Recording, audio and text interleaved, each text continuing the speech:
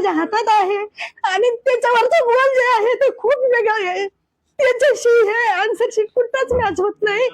माझ्या लग्नाला 3 दिवस झाले, जेवणाचा पत्ता नाही आणि आमच्या घरात मी कुठलीच एक पोळी सुद्धा लाटलेली नाही. घरामध्ये माझे लेकरं मी कशा जगवणार? मी एक कार्यरत. माझ्या मुलीने वर्षभर 18 घंटे अभ्यास केलेला आहे. त्यानुसार तिला कुठलेच मार्क चांगले आलेले नाहीत. तिने वर्षभर एक गोल केलेलं तिचं माझ्या हातात आहे की माझ्या मुलीने 250 पेपर असे सोडून घेतलेले आहेत. मी स्वतः चेक केलेला आहे. हे पेपर माझ्या हातात आहे आणि त्याच्यावरचं गोल जे आहे ते खूप वेगळं आहे. त्याच्याशी हे आन्सर शीट कुठंच मॅच होत नाही. माझ्या लग्नाला 3 दिवस झाले, जेवणाचा पत्ता नाही आणि आमच्या घरात मी कुठलीच एक पोळी सुद्धा लाटलेली नाही. घरामध्ये माझे लेकरं मी कशा जगवणार? मी एक कार्यरत अशावर घरी आहे. त्याच्यावर माझं घर बांधतोय. मी कसं जगवणार माझ्या लेकरांना?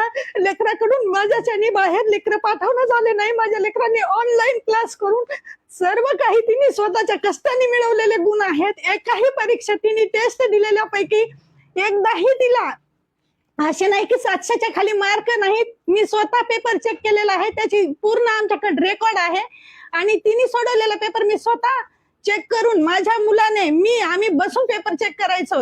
आणि आज जो माझ्या मुलीवर अन्याय झालाय तो दुसऱ्या मुलांवर होऊ नये आणि माझ्या मुलीला न्याय मिळावा यासाठी मला लाईव्ह तिची जी आहे OMR शीट ती मला दाखवण्यात यावी.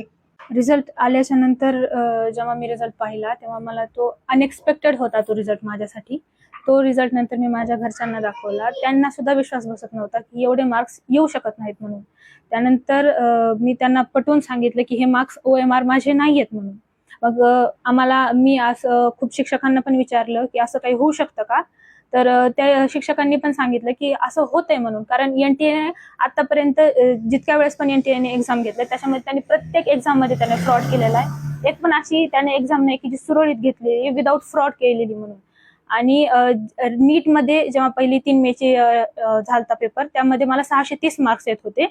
त्यानंतर त्या मार्क्सवरून मग नंतर रिनीटचा ती नीट कॅन्सल झाली तेव्हा मी 2 दिवस ऍडमिट होते ती एक्झाम कॅन्सल झाल्यामुळे. मग त्यानंतर कॅन्सल झाली. मग त्याच्यानंतर आम्ही डबल अभ्यासाला बसले की हो द्या, हे नाही झालं तर पुढच्या ह्याच्यामध्ये येईन. तर मग रिनीटचा एक्झाम दिला, त्याच्यामध्ये मला 702 मार्क्स येत होते जे मी घरी चेक केले ते ऑफिशियल आन्सर नुसार NTA त्याच्यानंतर त्याच्यामधून मला 702 मार्क्स येत होते. त्यानंतर मग जे OMR आली ती पूर्ण चुकीची होती माझी. त्यानंतर आणि जे रिझल्ट आला तो तर पूर्णच अनएक्सपेक्टेड होता माझ्यासाठी. आता काय मागणी आहे? माझी मागणी एवढीच आहे की जो माझा ओरिजिनल OMR आहे तो मला द्या. मला तुम्ही पूर्ण हे फ्रॉड केलेले ते मला नकोय. काही मला माझे मार्क्स पण नकोयत ना, मला कुठलं कॉलेज पाहिजे. फक्त माझी जी ओरिजिनल OMR आहे ती द्या आणि हे फ्रॉड करायचं प्लीज थांबा तुम्ही.